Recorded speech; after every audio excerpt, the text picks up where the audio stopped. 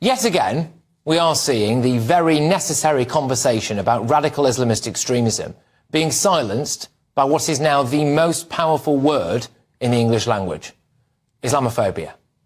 People need to understand that the real reason Lee Anderson's comments have blown up is because it takes the heat off Sir Keir Starmer and the Labour Party, and it gives people the excuse they need to not address the real issue: that we have a dangerous, radical, increasingly organised pocket of Islamist extremism that is becoming increasingly threatening. And a lot of useful idiots in the establishment media and, yes, the wets of the Conservative Party are now going along with this. Now, for the sake of total clarity, I want to make it abundantly clear right away that I am not talking about all Muslims. And anybody who does talk about all Muslims is Islamophobic, and Islamophobia is bad and illegal. And I am not talking about every single person who goes on these pro-Palestine marches or has genuine concerns about the humanitarian situation taking place in Gaza. I could not be more clear about that. Sadiq Khan is not an Islamist, nor does he sympathise with them, and it would be wrong to suggest that. But it is not wrong to point out the fact that he has had some uncomfortably close encounters with Islamist extremists. The London Evening Standard reported in 2016 that Sadiq Khan shared a platform with 5 Islamist extremists at a political meeting where women were told to use a separate entrance. This meeting reportedly included an activist who has threatened fire throughout the world, a supporter of terror group Hamas, a preacher who backs an Islamic State, and a Muslim leader accused of advocating attacks on the Royal Navy if it stopped arms being smuggled into Gaza. Also on the platform, reportedly, was a controversial Surrey vicar and conspiracy theorist who has claimed Israel could have been responsible for the terrorist attack on New York's Twin Towers. That meeting was back in 2004. It's also reported in the Daily Mail that Sadiq Khan shared a platform with Yasser al-Siri, a convicted terrorist and associate of hate preacher Abu Qatada, and Shadil Shahid, a militant who helped to train the ringleader of the London bombings. Sadiq Khan emphatically says that he was attending many of these events as a human rights lawyer and that he doesn't share the same views as these people. Well, I do ask you this: would it not be absolutely unconscionable to think that somebody could become one of this country's top politicians if they had repeatedly shared a platform with Britain First or Nick Griffin's British National Party? Would that not be a millstone around their necks that meant that they could never advance to a position of high office? So is it not reasonable to raise the question of whether or not there is a double standard at play here? Labour MPs have been getting absolutely hammered by activists on the street. Just look at this latest example over the weekend from Annalise Dodds. Shame on you! Shame on you!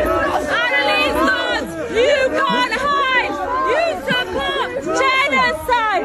Annalise Dodds, you can't hide! You support genocide! Annalise Dodds, you can't hide! You support genocide! It is not Islamophobic to point out that so far Sadiq Khan has managed to swerve this kind of treatment, and that he has a mayoral election coming up, and to pose the question, is it really in his interest to want to clamp down on the protests that we see outside Parliament or around London every Saturday? Now, talking of double standards, here is what David Cameron said about Mr Khan. I am concerned about Labour's candidate as Mayor of London, who has appeared again and again and again. Suleiman Ghani, the Honourable Member for Tooting, has appeared on a platform with him 9 times. This man supports IS. He even shared a platform. But, Mr Speaker, I think they are shouting down this point because they don't want to hear the truth. Anyone can make a mistake about who they appear on a platform with. We're not always responsible for what our political opponents say. But if you do it time after time after time, it is right to question your judgment. David Cameron didn't lose the wit for that. In fact, the public schoolboy Bullingdon Club member remained Prime Minister and certainly didn't apologise. In fact, he was made a Lord, and he's now our Foreign Secretary. Why is it that when a working-class lad with a regional accent who's worked down the pit comes out and says something very similar, albeit clumsily, he gets completely hung out to dry? Last week, we had absolute confirmation that terrorist threats were being made to MPs. I was very concerned, I am still concerned, and that's why the meetings I've had today is about the security of members, their families and the people that are involved. We had the allegation that the Labour leader Sir Keir Starmer leant on the Speaker of the House of Commons in a way that, in my view, deserves serious investigation, to fundamentally alter our political procedure because of extremist threats. Whilst this was happening, police stood by and allowed a genocidal slogan to be beamed onto Big Ben from within a group of people who included people I personally spoke to who thought that October the 7th was an Israeli conspiracy theory, that anti-Semitism isn't a problem, and Hamas aren't terrorists. Then, this happened on Saturday.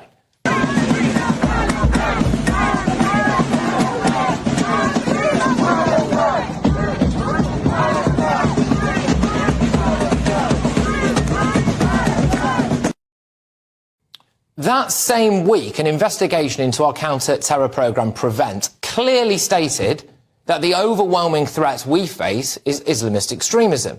The overwhelming majority of people being monitored by MI5 and Prevent are Islamists. And I'm just going to quote to you now something from William Shawcross, the man who conducted this review into Prevent. He said, "One of the reasons why there is sometimes a reluctance to address the Islamist threat is that people are frightened of being called Islamophobic or racist. It's become a hugely effective form of censorship. Oh, you're just a racist, you're an Islamophobe." All of that happened last week. All of it. And here we are, on Monday, and all you've been hearing about on the media all day is that word again. The most powerful word now in the English language. Islamophobia. All things considered, I don't think it's unreasonable or Islamophobic to pose the question. Maybe, just maybe, that word is sometimes bandied about to distract us from the real issue of Islamism.